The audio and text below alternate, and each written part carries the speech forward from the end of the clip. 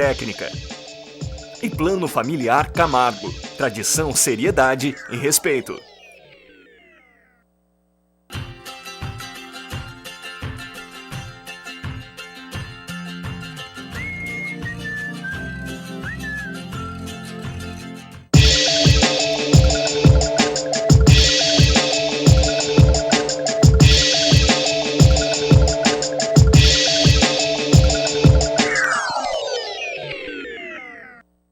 Olá, estamos iniciando o programa Telescópio desta quarta-feira, dia 7 de abril de 2010. Tenho a honra de receber aqui nos estúdios da TVI a ex-deputada federal Yara Bernardi, professora, foi deputada federal por 2 vezes, foi vereadora por duas vezes ou 3 vezes em Sorocaba? 3 vezes. 3 vezes em Sorocaba. 14 anos de mandato. 14 anos de mandato. Recebo aqui para bater uma conversinha informal. Eu pedi a autorização para o Guilherme e para o Lalo, porque sempre eu trago uma pessoa da área empresarial, mas a Yara está passando por Itapetininga hoje, que ela tem um compromisso com secretários de educação de mais de 20 cidades aqui da região. Agora, na parte da manhã, ela participou desse evento e depois saiu aqui para bater um papo com a gente aqui na TVI. Você pode fazer a sua pergunta pelo telefone ou pela internet, que a Yara vai responder para vocês. Yara, boa tarde, obrigado pela presença. Eu queria iniciar fazendo a primeira perguntinha para você. Teus pais te orientaram para ser um profissional liberal, você é professora, você foi ser professora. Eles tinham ideia que você seria uma política de destaque? Não, meus pais são de Sorocaba. Boa tarde a todos. Meus pais são de Sorocaba, minha mãe é professora da educação fundamental, antigo que falava-se antiga professora primária. Meu pai foi comerciante em Sorocaba por mais de 40 anos, Antônio Bernardi, ele tinha a Casa Renner. Os gaúchos vieram do sul, quando a Renner estava se expandindo aqui para o estado de São Paulo, meu pai veio montar a loja Renner para Sorocaba, que aliás era conhecida em toda a região, porque ali tinha produtos que a região precisava, inclusive aquelas roupas de montaria, bonés, aquelas roupas grossas que as pessoas no sítio usavam. Eram roupas do sul, que eram muito utilizadas aqui também, e roupas finas para homens. Eu sou de uma família de 7 irmãos, 2 médicos, tem em todas as áreas, 2 irmãs professoras. Nós nos formamos, eu e minha irmã professoras, era isso que meu pai e minha mãe achavam que nós íamos nos direcionar. Mas em Sorocaba, eu comecei a atuar politicamente no Sindicato dos Professores, a PUESP, já nas greves de 78 e 79 contra o governo Maluf, com reivindicações muito semelhantes até hoje, do magistério. Depois eu comecei a participar do Comitê Brasileiro pela Anistia, quando nós estávamos lutando pela redemocratização do país. Então, tudo que havia de discussão política em Sorocaba fazia parte desses grupos. A luta pelas eleições diretas no país, e aí começou a se discutir a formação do Partido dos Trabalhadores. E eu participei desse grupo, montamos o PT em Sorocaba, eu fui a primeira filiada, inclusive minha mãe se filiou também. Meu pai tinha muita preocupação com essa participação política minha. Eram tempos difíceis, né? Tempos de ditadura. E aí eu me formei, me filiei ao PT e concorri à primeira eleição em Sorocaba. Quando voltaram as eleições diretas, não para presidente, mas até governador. O presidente Lula hoje disputou o governo do estado de São Paulo e eu disputei a Câmara de Vereadores. Era aquela chapa comprida que via desde governador até vereador. Em 83? Em 83 eu assumi o primeiro mandato como vereador em Sorocaba. Quando eu vim para o estúdio, estava... Mas não era ideia dos meus pais, não, que eu entrasse na política. Não tinha a menor ideia disso. Estava lembrando de você que eu também fui eleito em 83, né? E nós participamos de um grupo de trabalho regional que era uma ideia de fiscalizar o Centro Regional de Aramar, que tem a questão do urânio, que é enriquecido nas ultracentrífugas. Não sei se você lembra disso daí. Claro. A minha pergunta para você, iniciando essa conversa com você, você acha que nós éramos muito imaturos para mexer com essa questão nuclear ou é um assunto que ainda está em pauta? a questão do lixo nuclear que tem em Iperó. É um assunto que ainda está em pauta no país e no mundo. A energia limpa, as fontes de energia. Nós estávamos em época de ditadura e quando aquilo se implantou na cidade de Iperó, nós não sabíamos de fato o que era, quais eram as intenções dos militares, o que eles pretendiam. Tudo foi feito em segredo. Então, eu penso que as nossas manifestações foram até maduras, exigindo fiscalização, transparência, o que de fato iria se implantar em Aramar. Hoje está direcionada para o enriquecimento de urânio, produção de pastilhas, medicina e produção de energia. Mas na época se aventava, inclusive o Brasil discutia produzir a bomba. Enriquecimento de urânio também era para isso. Eu acho que aquele movimento foi extremamente correto de toda a região, os vereadores, uma mobilização inteira regional para nós sabermos de fato o que estava se implantando ali no nosso quintal, né? Em termos de exploração de energia nuclear.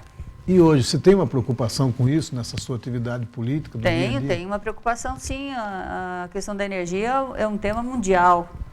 É um tema mundial, que tipo de energia hoje nós podemos explorar, energia limpa. O Brasil foi pelo lado das hidrelétricas. Temos as geradores de energia da área nuclear, mas não penso que seja o grande lance brasileiro.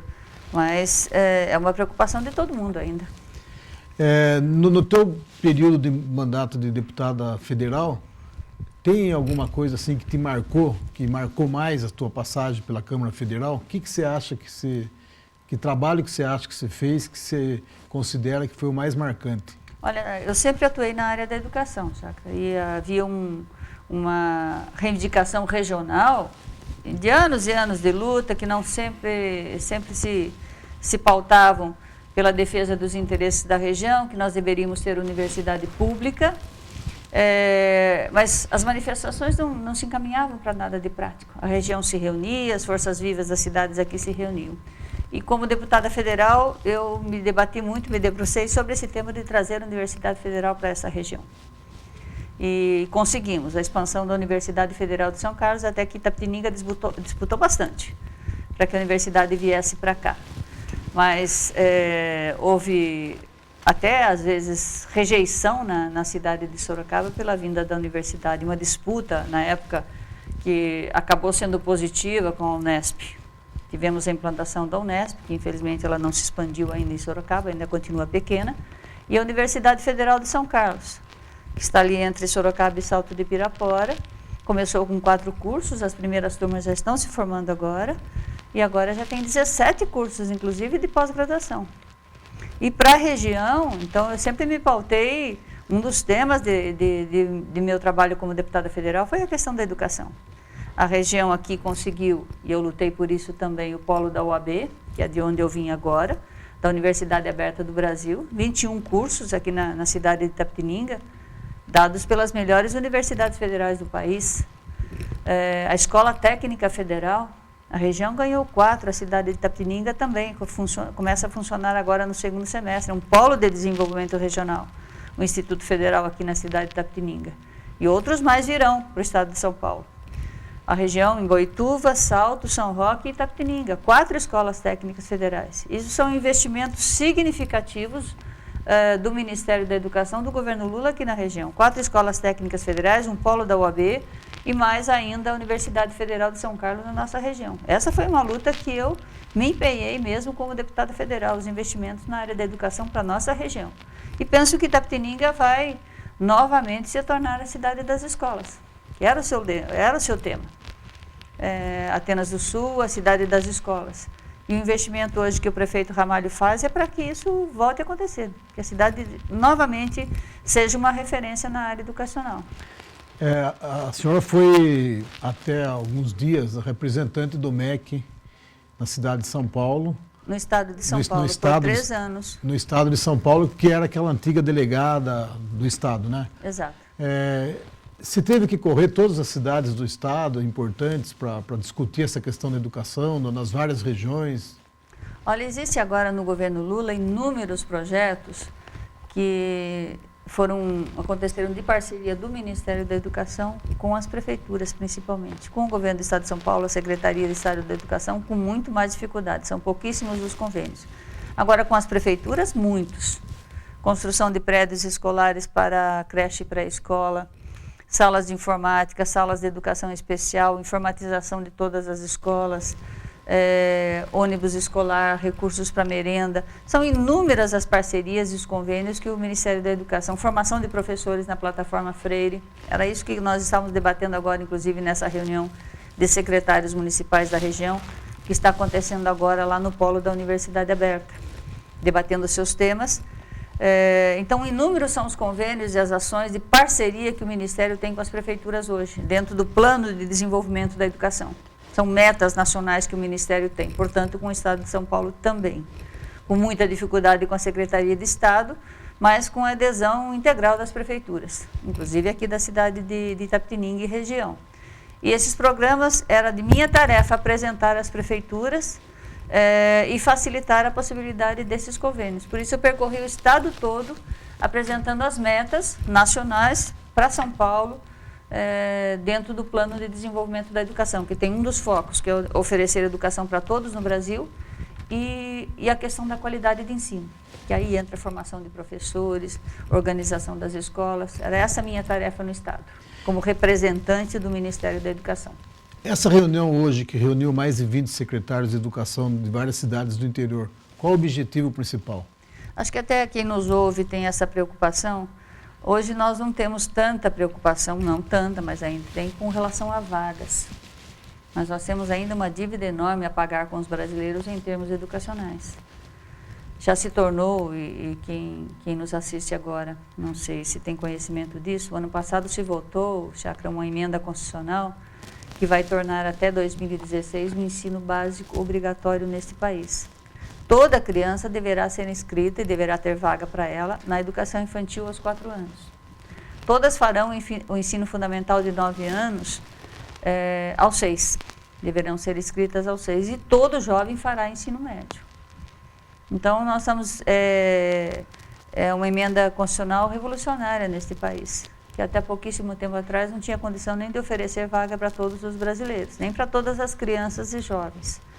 Então, deverá haver uma parceria neste país, um Sistema Nacional de Educação, que atente para primeiro para as diferenças imensas que existem no Brasil, em termos de atendimento educacional.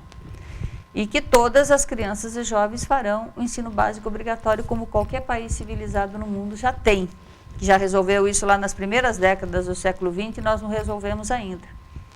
Então, o ensino básico, eu coloco aqui para as mães e os pais que nos assistem, será obrigatório nesse país. E as redes precisam se preparar para trabalhar em conjunto e oferecer vaga para todos, inclusive para os adultos que não estudaram. Tem 60 milhões de brasileiros ainda que não têm sequer o ensino fundamental completo. O Brasil, o grande desafio hoje, e os secretários discutiam isso agora, é plano de carreira dos professores, investimento nos professores. Eu acho que o foco principal da qualidade do ensino, que é que o Brasil busca hoje, é o investimento nesse profissional tão importante que é o nosso professor. Os profissionais da educação em todas as áreas. Os diretores de escola, os professores, orientadores, supervisores, que fazem parte do conjunto educacional, e evidentemente também os funcionários de escola.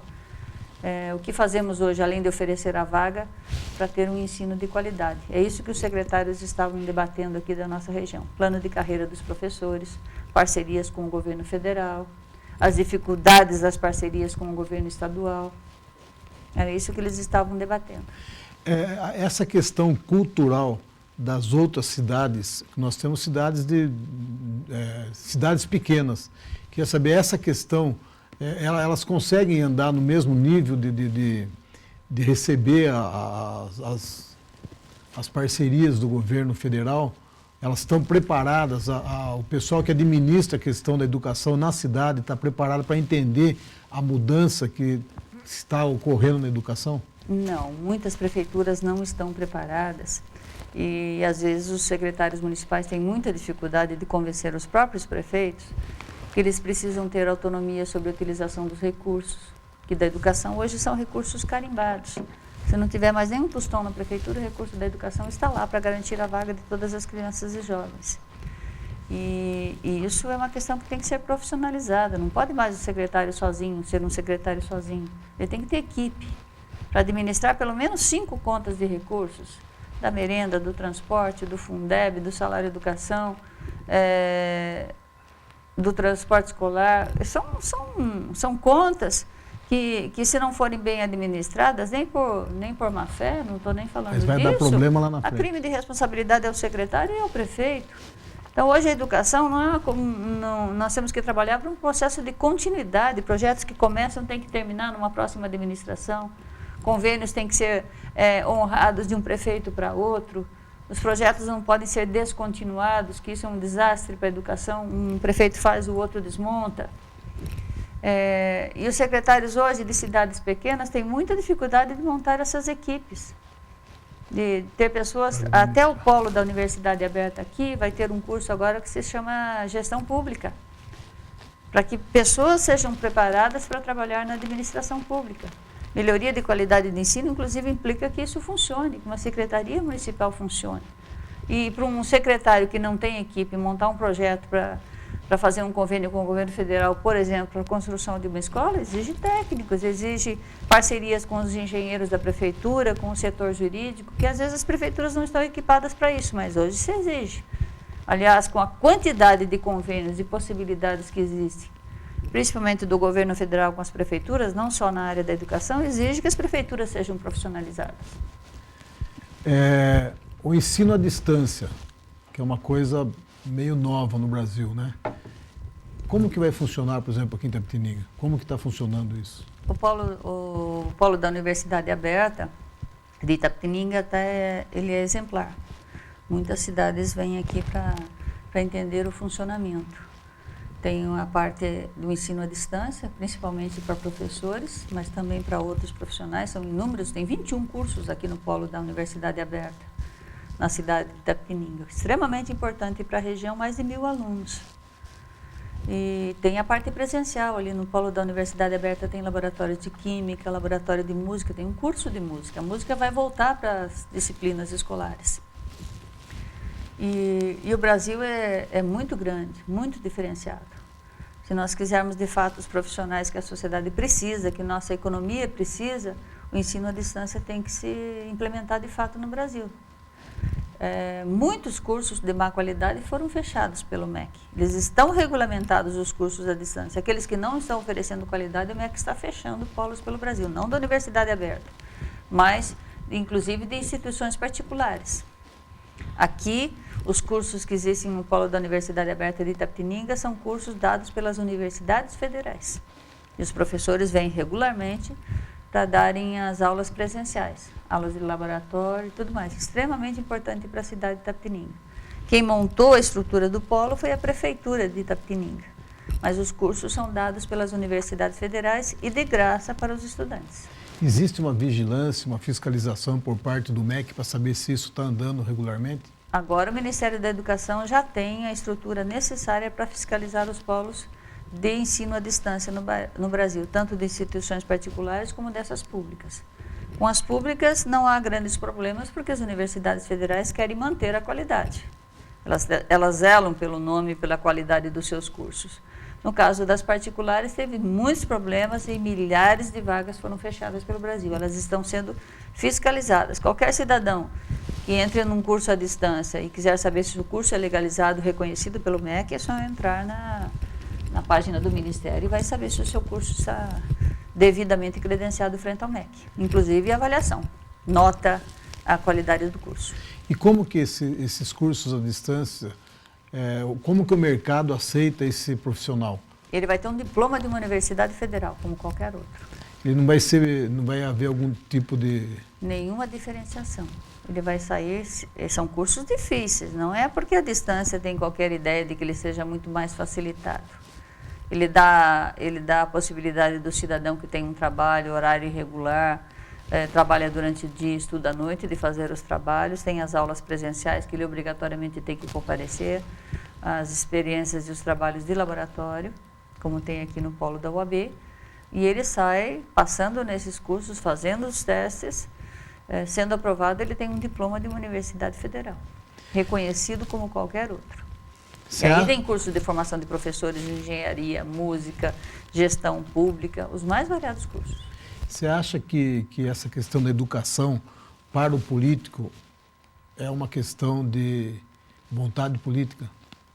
É uma questão de vontade política. Eu pude ver, assim, militando há mais de 30 anos na área da educação, os avanços que nós tivemos no governo Lula, fantásticos. Eu citei aqui a vinda da Universidade Federal, que foi uma luta de tanto tempo da região, universidade pública, a implantação das 4 escolas técnicas federais na região, inclusive na cidade de Itapetininga, o polo da UAB. E eu voltei agora, Chacra, e aqueles que nos assistem, da Conferência Nacional de Educação Oficial, que se realizou em Brasília, 5 dias. Quero que você fale disso no próximo bloco. Falarei. Pode ser? Vamos para o intervalo, nós já voltamos entrevistando aqui a Yara Bernardi, que é nossa companheira e é pré-candidata a deputada federal aqui pela região de Sorocaba.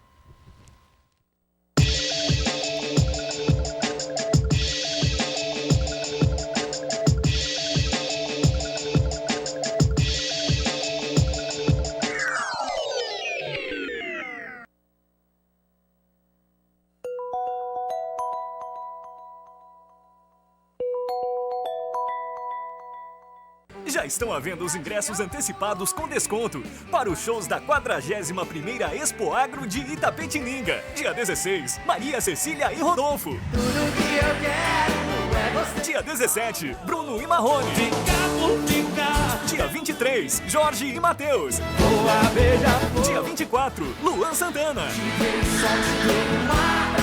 Garanta já seu ingresso com desconto nos pontos de venda. Reserva exclusiva de camarotes na Hoje Turismo. As cores estão presentes em tudo o que vemos e sentimos.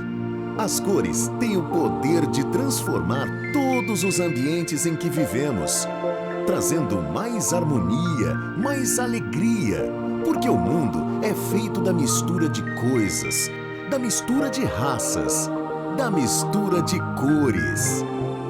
Tintas Pig, colorindo o mundo com você.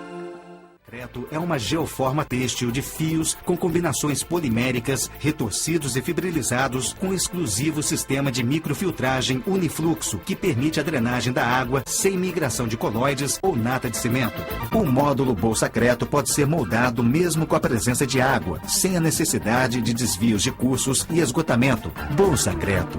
Simplicidade, rapidez e baixo custo em obras de engenharia hidrogeotécnica. O mundo não para de se transformar e se recriar. E nós queremos acompanhar estas mudanças. E por isso, chegou o momento de nos reinventarmos, buscarmos novos desafios para continuarmos proporcionando novas experiências. Juntos, somos ainda mais felizes e fortes, com um só nome e uma só marca. A Stile está de roupa nova, mas com o mesmo sentimento que a move há 45 anos. Amor por você. Stile. Viva esta experiência. Com arquitetura arrojada e projeto paisagístico de encantar os olhos, o cemitério Jardim Vale da Paz possui 115 mil metros quadrados de área verde, templo ecumênico, carro elétrico, estrutura e serviços comparáveis aos melhores cemitérios do país. E agora tem uma super novidade para Itapetininga, o Plano Familiar Vale da Paz. Aproveite os preços e condições especiais de lançamento. Cemitério Jardim Vale da Paz, um jardim de boas lembranças.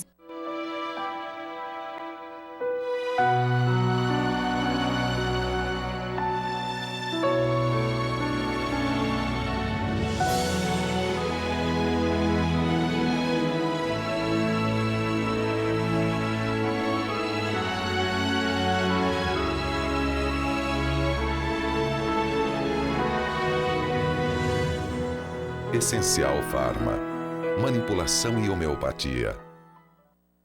Não deixe que o desconforto do calor atrapalhe seu dia. A refrigeração Juliana Agri tem as melhores marcas e a maior variedade em ar-condicionado e câmeras frigoríficas, em até 10 vezes ou em até 48 vezes com o cartão BNDES. Além de profissionais altamente qualificados na manutenção de lavadoras, refrigeradores e balcões frigoríficos em até 5 vezes. Refrigeração Juliana Agri. Há mais de 20 anos em Itapetininga. Home Pisos. Você que está construindo ou reformando, precisa conhecer os preços da Home Pisos. Tintas, metais, louças sanitárias, pisos e revestimentos, portas e janelas. Trabalhamos com as melhores marcas. E a Home Pisos entrega em toda a região. Consulte nossas formas de pagamento. Home Pisos Materiais para Construção. Avenida José de Almeida Carvalho, 800. Telefone 3273-1545. Fofi, que alegria, vamos estar juntas.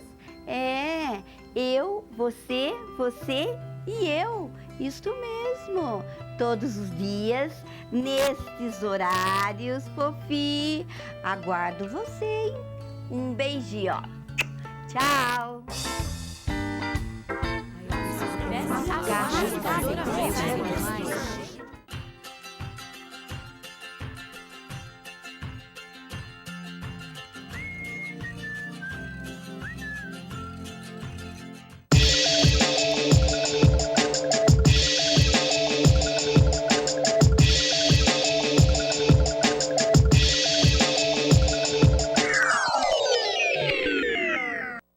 Estamos voltando com o programa Telescópio desta quarta-feira, dia 7 de abril.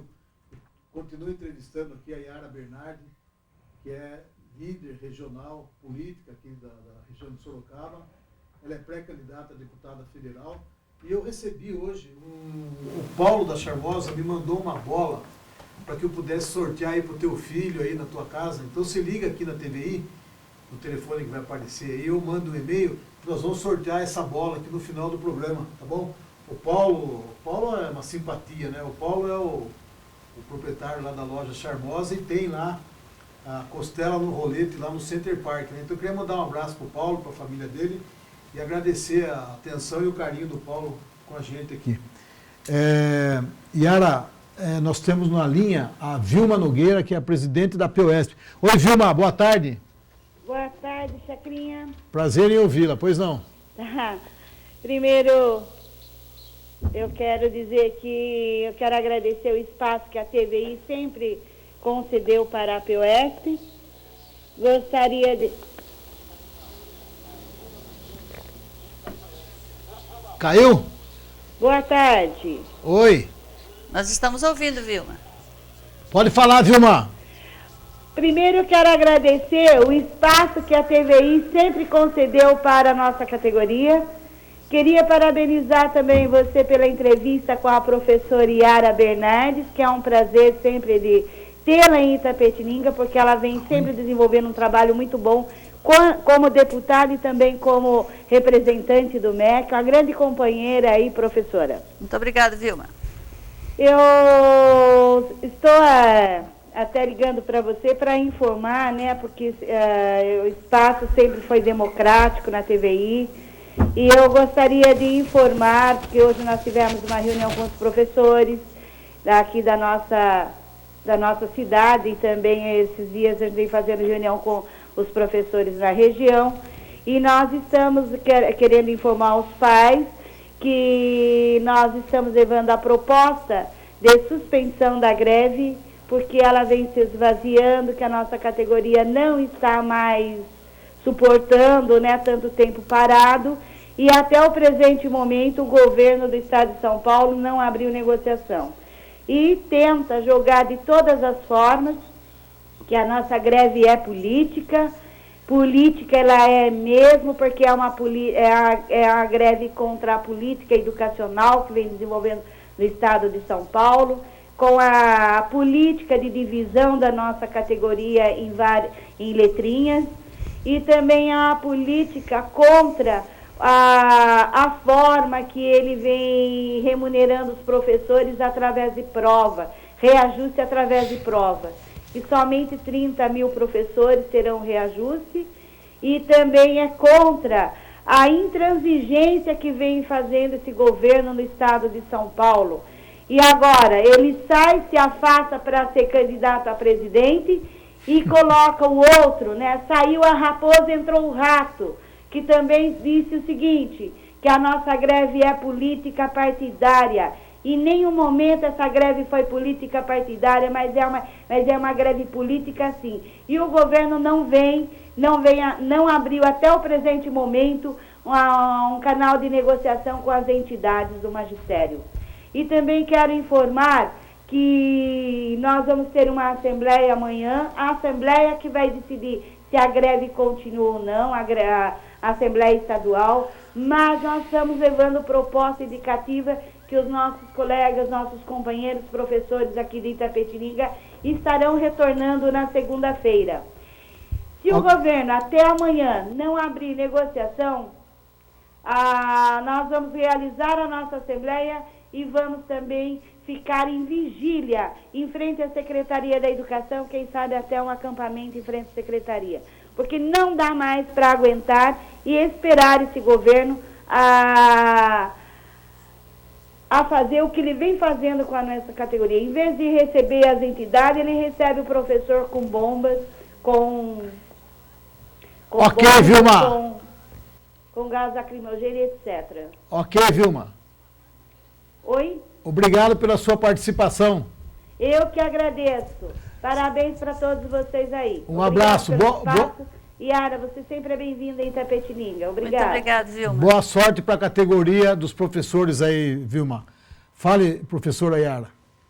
Olha, eu fico muito triste com esse quadro que a Vilma, uma militante da área da educação há mais de 30 anos, eu também fui representante da PUESP aqui na região, e se fala que a greve tem conotações políticas. Algumas reivindicações que estão sendo levadas pelos professores agora são as mesmas que a gente lutava aí, e é o mesmo grupo político que governa a educação no estado de São Paulo há quase 30 anos. E eu acho que fez um desastre com a educação paulista, um desastre. Com a qualidade, com a excelência, com o desrespeito com os nossos profissionais da educação. Tem uma pergunta. Eu vejo, Chacra, as ações do governo do estado com relação ao magistério, aos professores, quase todas direcionadas para humilhar o professor, para responsabilizar o professor por todos os erros que a secretaria já cometeram, pela desvalorização dos profissionais no estado de São Paulo, pelo não investimento na educação pública. E o governador Serra instituiu agora algumas regras que a maioria dos professores não compreende, que os pais não compreendem de valorização do magistério, não tem diálogo com o sindicato. Yara, dentro dessa colocação sua, tem uma pergunta do Nelson Marini Júnior. Cumprimenta você por estar aqui. Trabalhando no MEC, o que você acha do novo currículo usado no estado de São Paulo pelo governo, esse novo método de promoção salarial, onde você faz uma prova e os melhores recebem a promoção? Qual que é a sua opinião sobre isso, dentro disso que você está falando? Se fosse assim, mas não é verdade, essa informação não é correta. Professores com 10, 15 anos de magistério que estavam aí trabalhando, considerados bons profissionais da escola porque não passaram numa prova feita no final do ano, sem preparo e sem tempo para estudar, são humilhados, são colocados frente à comunidade escolar. Olha, aquele professor não passou na prova, como se fosse a prova do juízo final. Eu fico assim extremamente entristecida porque parece que todas as ações são direcionadas para humilhar o professor, não para valorizá-lo como ele tem que ser valorizado. Então, sempre que deu uma campanha nacional de valorização da figura do professor. Com certeza. Dessas pessoas, que essas que vão levar o Brasil para frente. O grande investimento que o Brasil tem que fazer hoje, e o Ministério não consegue, inclusive, fazer parcerias aqui com o governo do estado de São Paulo, é na área da educação. As duas questões cruciais para o Brasil se desenvolver hoje é investimento educacional, e a figura do professor é o principal, é fundamental a valorização desse profissional, e o meio ambiente. Essas são as duas questões cruciais para o Brasil: proteção ao meio ambiente e investimentos educacionais. Agora, não se compreende, nem os pais compreendem esses métodos de valorização dos professores, valorização entre aspas, dos professores por provinhas, sem diálogo com a categoria. Se você quer instituir um sistema, isso qualquer prefeitura sabe, um sistema de avaliação com os professores tem que ser debatido a exaustão com os professores e seus representantes, profissionais da educação, toda a categoria dos profissionais da educação, que compreende supervisores, orientadores e os professores, que são na sua maioria. Sem diálogo não existe se implantar essas questões de cima para baixo. Resultou numa greve, mais uma humilhação aos professores, os alunos ficaram sem aula e sem abertura de diálogo com os representantes da categoria. Isso que é um absurdo no estado de São Paulo. Professora Yara, nós temos o professor Antônio Carlos, está na linha. Professor, boa tarde. Boa tarde, Chacra. Boa tarde. Tudo bem? Tudo ótimo, senhor. É um prazer para a gente ter a Yara aqui no programa de vocês, né? Um prazer imenso para a gente. Chacra, eu queria aproveitar a oportunidade e passar alguns dados relacionados ao governo Lula, certo? O que o metalúrgico presidente fez pelo Brasil nesse tempo ligado à educação. Ele construiu 10 novas universidades, 45 extensões universitárias. Pode dobrar, Antônio Carlos, mais de 80 agora. Mais de 80? Sim, olha, senhor. então eu estou com os dados desatualizados. Na nossa região, a Universidade Federal de São Carlos. Então, que é a extensão universitária, inclusive Itapetininga. E 214 escolas técnicas. Foi construído pelo metalúrgico presidente. Enquanto que o professor catedrático, ex-presidente da República, o professor Fernando Henrique Cardoso, ex-presidente, não construiu nada, Chacrinha. Nada ligado à educação. Antônio Carlos, mais de 3 mil convênios no país hoje para a construção de prédios escolares na área da educação infantil. Justamente, um exemplo para você. Inclusive Itapetininga. Convênio com as escolas, com as prefeituras municipais, né, Yara? Convênio com as prefeituras, construção de prédios para universalizar a educação infantil para todas as crianças, inclusive aqui na cidade de Itapetininga. E aqui em Itapetininga é duro a gente pôr na cabeça da turma, viu, Yara? Porque aqui em Itapetininga é contra o governo Lula. Inclusive falam coisas que a turma não tem conhecimento, Bom, não vamos entrar em detalhe. Então, eu queria passar isso daí, Chacrinha, eu estou passando isso daí porque outro dia eu liguei aí e passei esses dados para um professor que estava dando uma entrevista aí, certo? Ele falou que tinha as dúvidas dele, queria questionar, eu falei, bom, só ele pesquisar que ele vai ver que é tudo verdade.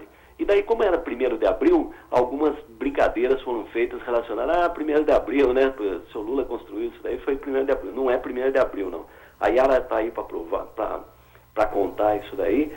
E eu queria, Chacrinha, aproveitar o ensejo e pedir para a Yara contar para o pessoal de Itapetininga qual a participação dela na vinda aqui em Itapetininga dessas escolas, dessa extensão universitária e das escolas técnicas aqui em Itapetininga do governo federal. E perguntar para a Yara também qual é a participação dela, o que ela pensa, por exemplo, da renovação do contrato da Sabesp hoje nos municípios do estado de São Paulo. Muito obrigado. Professor. Oi. Um abraço e obrigado pela sua participação aqui. Você está sempre ajudando a gente, professor. É um prazer, viu, Chacrinha? Obrigado, professor. A gente professor. se sente orgulhoso de estar participando do programa de vocês. Um abraço. A todos aí, tá? Tchau aí. Olha, só para colocar essa questão da expansão das escolas públicas, os investimentos públicos no governo Lula.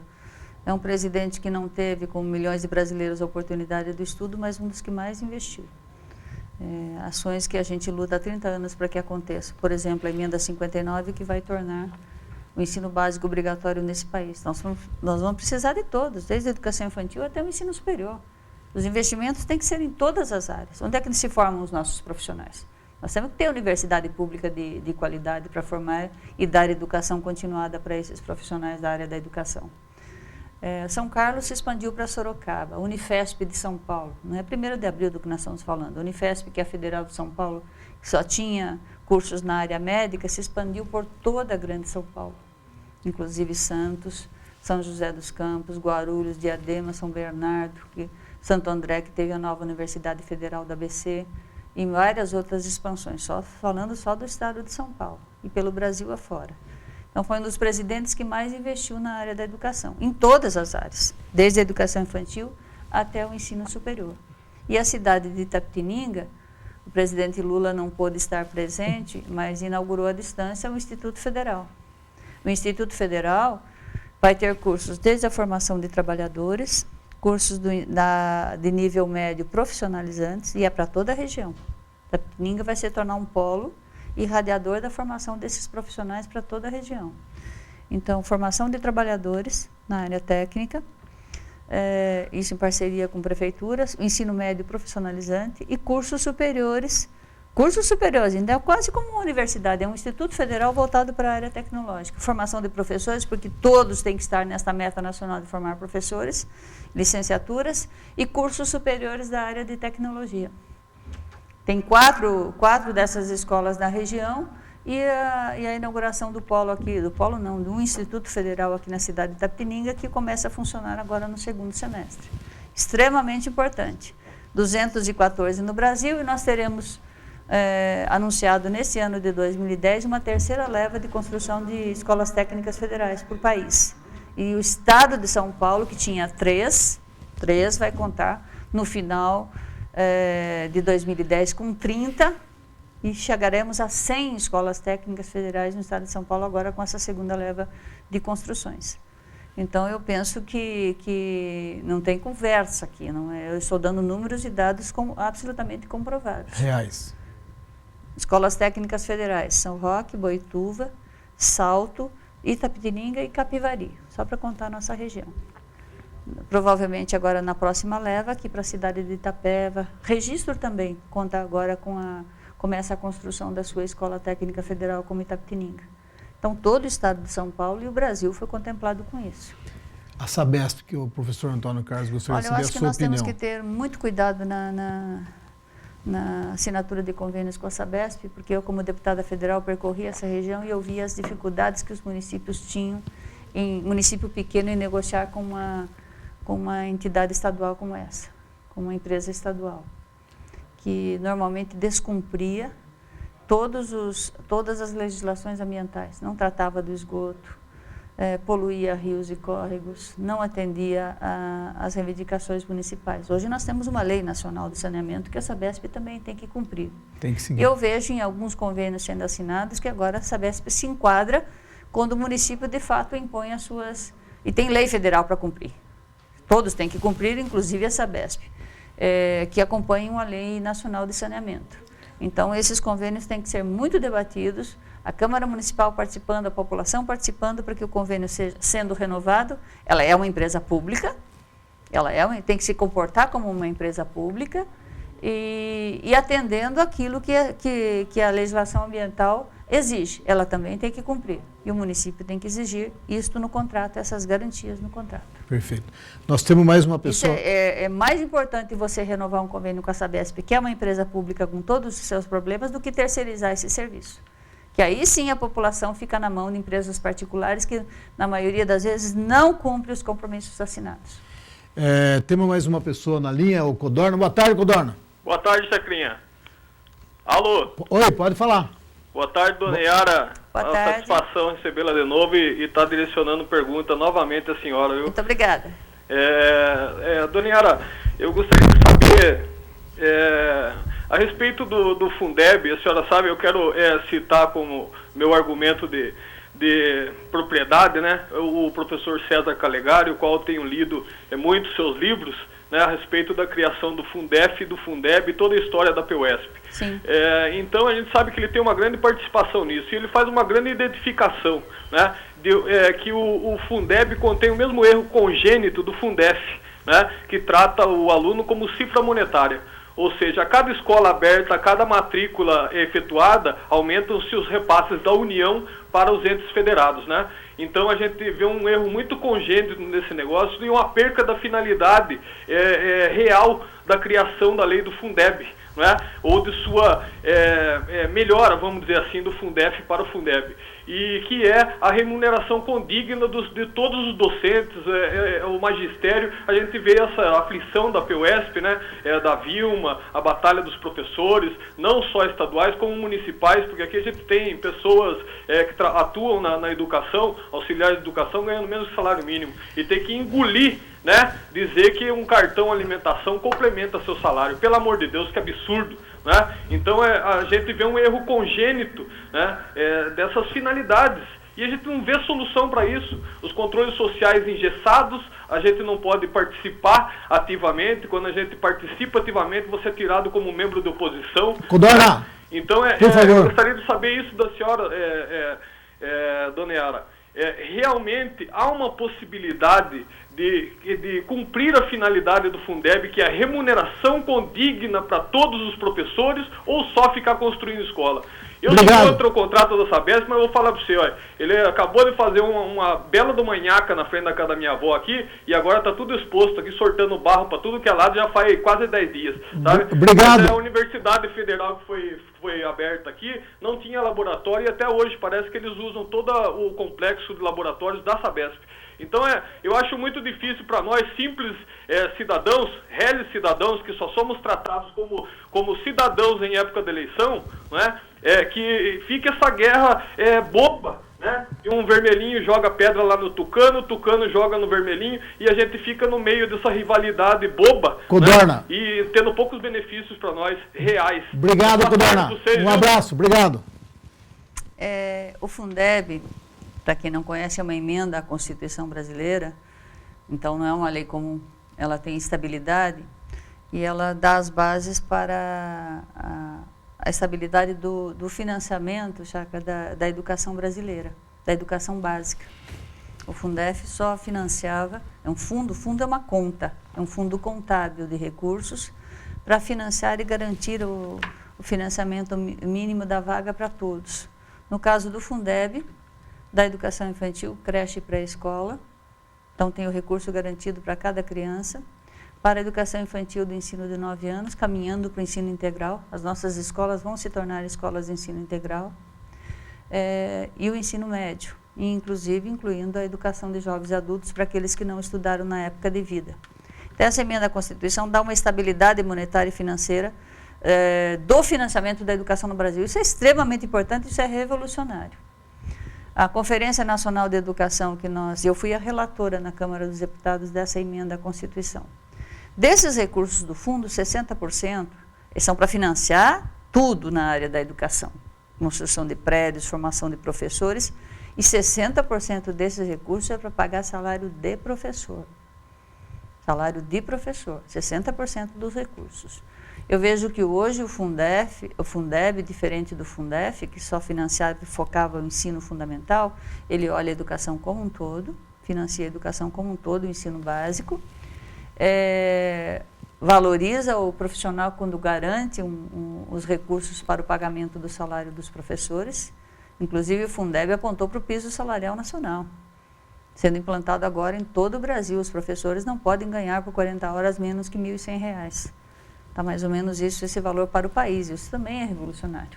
O Brasil é muito grande e muito diferenciado. E essas bases da educação são estáveis. Isso é extremamente importante para que o Brasil tenha continuidade no oferecimento de vagas. Que isso não possa mudar de governo para governo. E volto a afirmar, parte desses recursos serão alocados são obrigatoriamente gastos com o salário dos professores.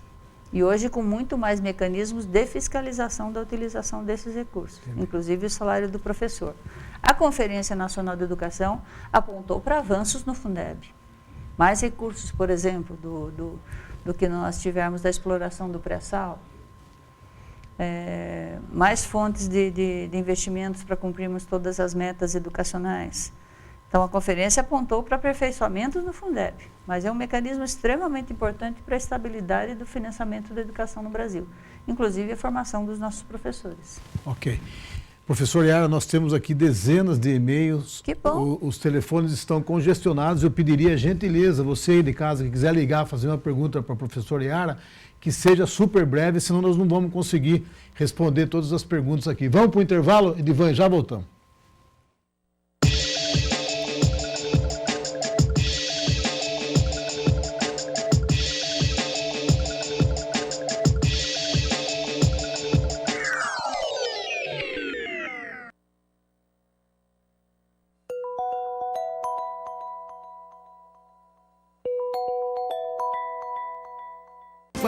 Primeira Expo Agro de Itapetininga, de 16 a 25 de abril. Exposição e julgamento de animais, palestras técnicas, produtos e máquinas agrícolas, provas hípicas, rodeios e leilões. Dia 16, Maria Cecília Rodolfo.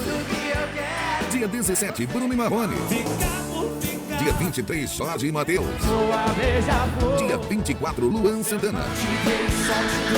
Promoção Sindicato Rural de Itapetininga. Apoio Nova Skin e De Agro. Filiais em Tatuí, São Miguel e Capão Bonito.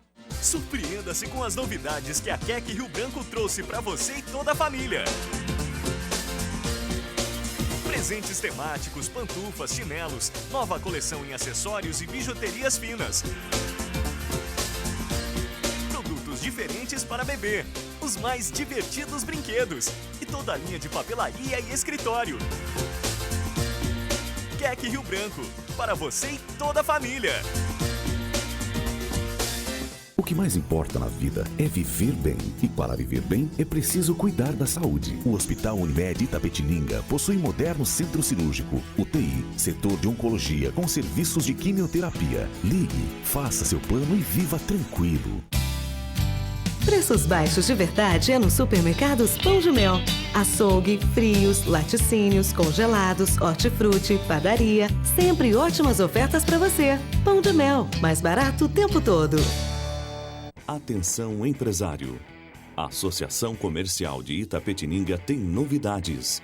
Serviço de recuperação ao crédito. Um departamento de cobrança negociando sua carteira de inadimplentes. E PROE Estágios, a solução para encaminhar estagiários para a sua empresa. Uma iniciativa Associação Comercial de Itapetininga, a Casa do Empresário. Novos abrigos e ônibus da empresa Nossa Senhora Aparecida. Faça chuva ou faça sol, de dia ou de noite, nosso objetivo é cuidar bem de você. Empresa Nossa Senhora Aparecida.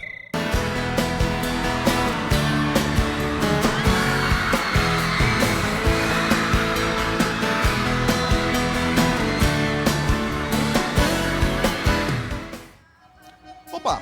Quero lembrar a vocês que todas as sextas-feiras, aqui no especial da Expo Agro 2010, estaremos sorteando 5 ingressos pelo telefone, com a participação de vocês ao vivo. Eu aguardo vocês. Até lá!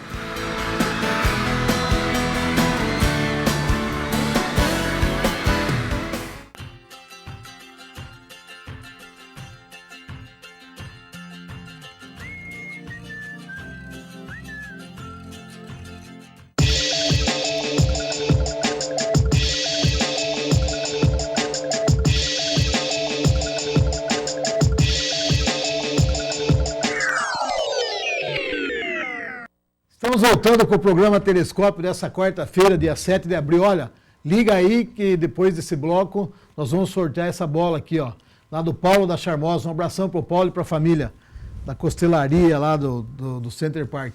Queria mandar um abraço especial pro meu amigo Zé Ortiz. Zé, um abração para você. Segura meu lugar no time aí.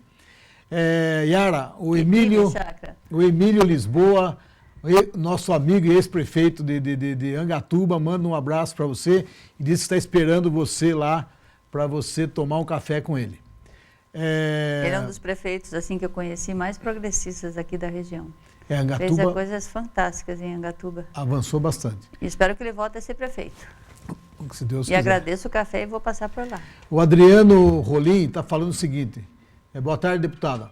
Se a situação com os professores paulistas está ruim há muito tempo, eu gostaria de saber o porquê que as greves acontecem justamente no ano eleitoral e por que a greve não foi deflagrada antes.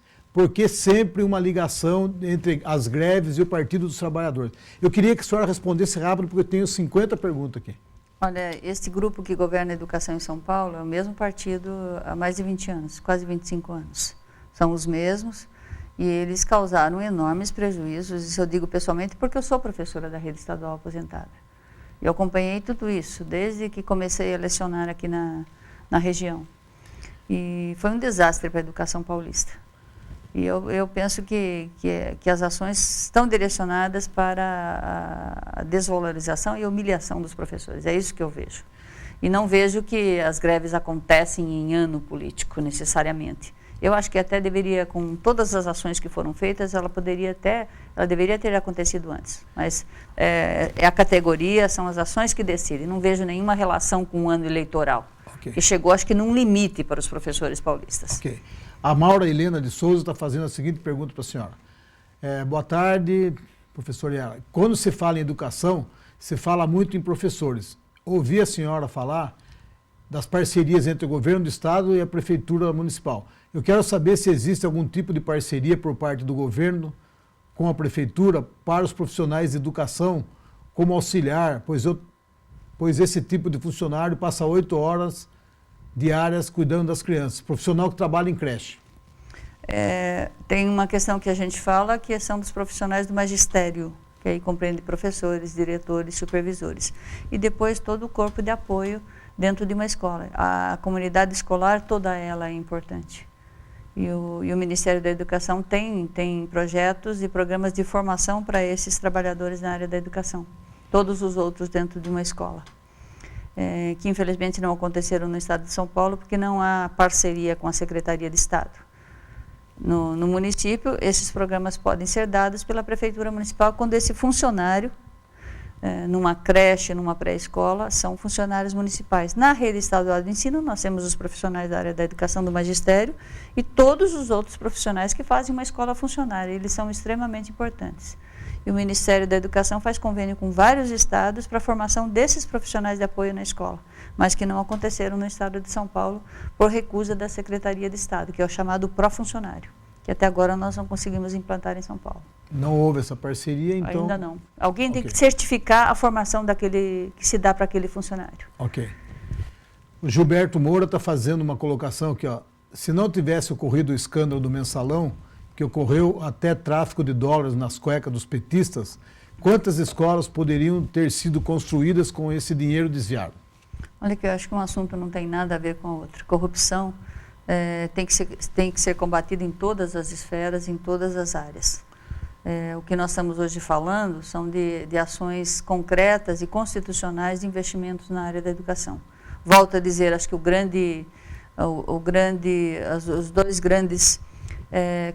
as duas questões emblemáticas no Brasil para que nosso país avance é investimentos na área educacional, melhorar a escolaridade dos brasileiros. Nós precisamos desesperadamente de profissionais formados. Você vê hoje na área da construção civil, quanto se disputa um pedreiro, um construtor hoje? Nós precisamos dessa formação e protegermos a nossa diversidade e o nosso meio ambiente. Esses são os grandes duas questões emblemáticas no nosso país. Se nós investirmos aí, combatermos a corrupção, combatermos os desvios, por exemplo, os desvios que podem ocorrer com os recursos do Fundeb, esse país se torna muito rapidamente um país de primeiro mundo. A senhora já recebeu algum convite para ser secretária municipal em Sorocaba da Educação ou algo desse nível? Não recebi, e é preciso que meu partido ganhe a eleição em Sorocaba também, né?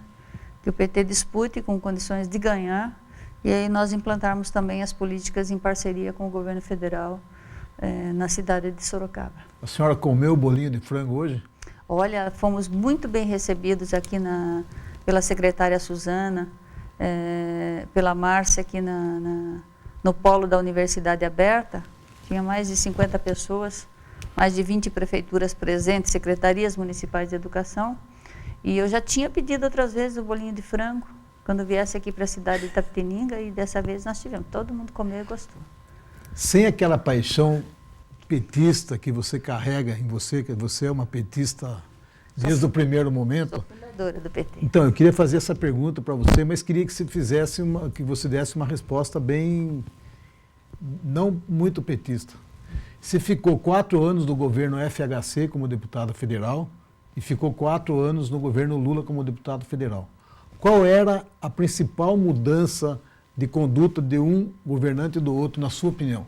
Bom, nós falamos tanto hoje aqui da área da educação, assim, da água para o vinho, as diferenças dos investimentos educacionais no governo, como foi dito por um dos nossos participantes do programa sociólogo, com toda a formação superior, e do presidente Lula, que como tantos brasileiros não teve a oportunidade do estudo na época devida. Hoje é presidente do Brasil e é um dos presidentes que mais investiu na área da educação. Ações que a gente reivindica há 30 anos que acontecessem no Brasil estão acontecendo agora no governo do presidente Lula. Eu falo isso como militante da área da educação e como professora. Você esteve com ele em Tatuí, fazendo entrega de algumas ambulâncias. Esse evento regional foi apenas para entregar ambulância? 2 eventos que o presidente Lula esteve presente com a nossa ministra Dilma, na cidade de Sorocaba, a reativação da Case. Olha como é importante, o Brasil está crescendo, a Case em parceria com a Fiat, produção de máquinas agrícolas. O Brasil hoje cresce, a produção agrícola cresce, gera empregos, e a reativação da fábrica aconteceu em Sorocaba, e o presidente Lula veio prestigiar isso com a nossa ministra Dilma. E no caso aqui também da empresa em Tatuí, a Rontan, foi feita a entrega de mais de 600 ambulâncias para prefeituras de todo o Brasil. As prefeituras menores, com menos recursos, levando ambulâncias equipadas, que são equipadas aqui nessa empresa de Tatuí, para todo o Brasil. E o presidente Lula disse que volta na Rontan agora no mês de julho para entregar mais 1.000 e poucas ambulâncias para o Brasil inteiro dentro do programa SAMU, Serviço Médico de Atendimento e Urgência, que é um programa do Ministério da Saúde em parceria com as cidades.